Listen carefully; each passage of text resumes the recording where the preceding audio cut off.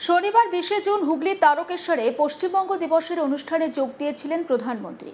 বাংলায় বিজেপির জয়ের পর 9 মে ব্রিগেডের সরকার গঠনের অনুষ্ঠানে যোগ দিয়েছিলেন প্রধানমন্ত্রী।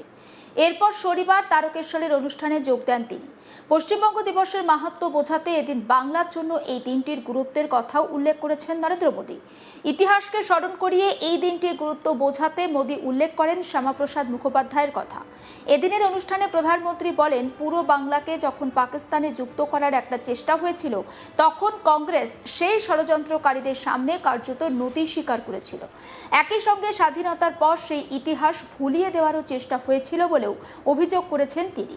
মোদী বলেছেন, বাংলাকে যখন পাকিস্তানে ঢোকানোর চেষ্টা হয়েছিল, তখন কংগ্রেস সেই ষড়যন্ত্রকারীদের সামনে নতি স্বীকার করেছিল। সেই সময় শ্যামাপ্রসাদ মুখোপাধ্যায় ঘোষণা করেন, পুরো বাংলা পাকিস্তানের অংশ হবে না।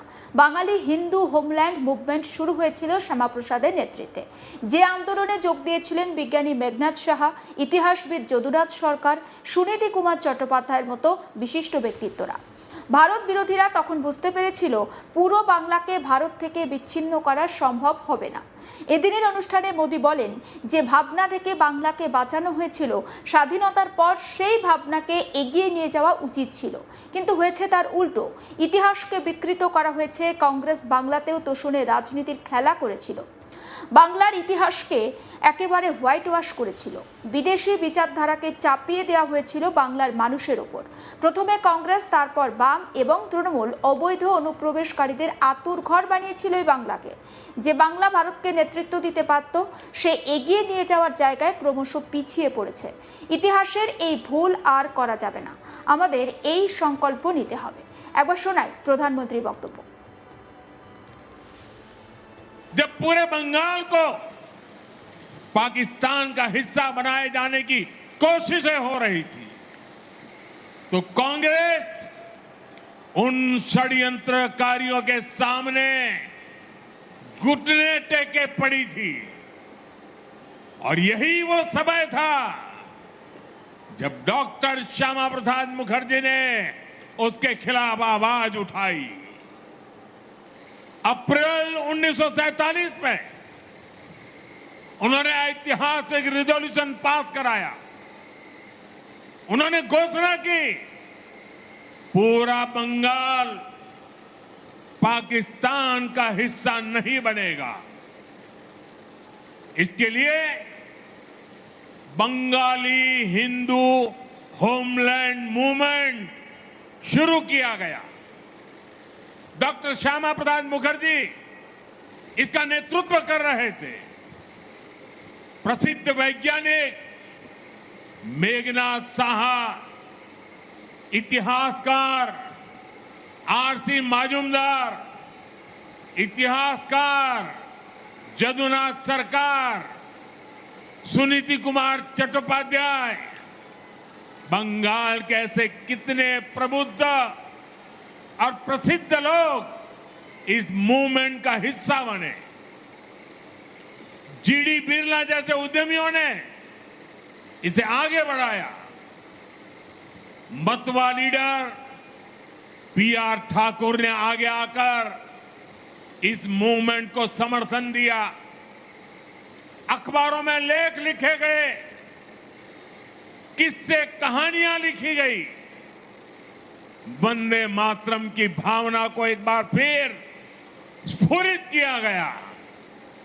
बंगाल की जिस आवाज को मजहबी एजेंडों से दबाया जा रहा था, इस जन आंदोलन से वो स्वर फिर से मुखर हो उठे।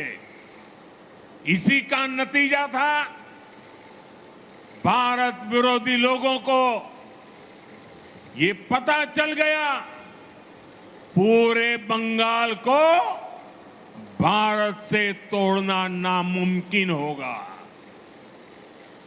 और पश्चिम बंगाल के रूप में ये हिस्सा मां भारती के साथ रह गया। साथियों, जिस भावना से पश्चिम बंगाल को बचाया गया था, आजादी के बाद उसी भावना पर इसे आगे बढ़ाने की जरूरत थी, लेकिन दुर्भाग्य से ठीक इससे उलट काम हुआ। पश्चिम बंग दिवस और इसकी भावना को भुलाने की कोशिश हुई। सियासी एजेंडों के कारण इतिहास का व्हाइट वॉश किया गया।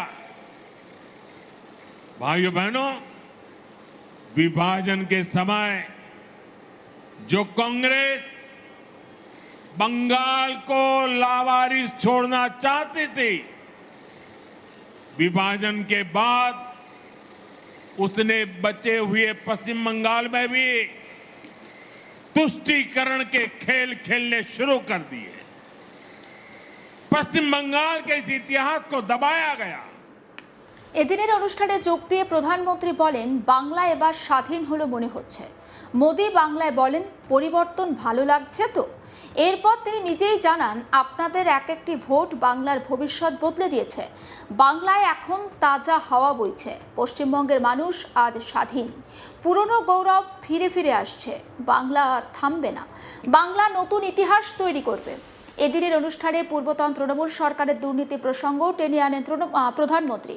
তিনি বলেন, বহু বছর ধরে বাংলা উন্নয়নের সুযোগ হারিয়েছে। কংগ্রেস, সিপিএম এবং তৃণমূল প্রত্যেকেই বাংলাকে পিছনের দিকে টেনে নিয়ে গেছে। কিন্তু ডাবল ইঞ্জিন সরকারের সুপারফাস্ট গতিতে তারা উন্নয়নের কাজ শুরু করেছে। নতুন সরকার ক্ষমতায় আসার পর কি কি কাজ করেছে সেই খতিয়ানও তুলে ধরেছেন প্রধানমন্ত্রী। বাংলায় মহিলাদের জন্য অন্নপূর্ণা যোজনা থেকে শুরু করে সীমান্তে কাঁটাতারের বেড়া দেওয়া সহ বিভিন্ন কর্মকাণ্ডের কথা উল্লেখ করেছেন তিনি। একই সঙ্গে উঠে আসে চিংড়িঘাটায় মেট্রোর আটকে থাকা পিলার প্রসঙ্গ। নতুন সরকার এসে কিভাবে দ্রুততার সঙ্গে এই কাজ করেছে তার উল্লেখ করেন প্রধানমন্ত্রী। একবার শোনাই প্রধানমন্ত্রীর বক্তব্য। आज चुनाव और शपथ ग्रहण के बाद मुझे पहली बार आपके बीच आने का सौभाग्य मिला है। बंगाल की हवा में अब एक नई ताजगी है। यहां के कण कण से एक नई खुशबू आ रही है। ऐसा लग रहा है जैसे बंगाल अब बेड़ियों से आजाद हो गया है। जैसे बंगाल का गौरव लौटने का आरंभ हो गया है। आज का ये कार्यक्रम साक्षी है। इन परियोजनाओं का शुभारंभ गवाह है कि हमारा बंगाल अपने नए भविष्य के निर्माण में जुट गया है।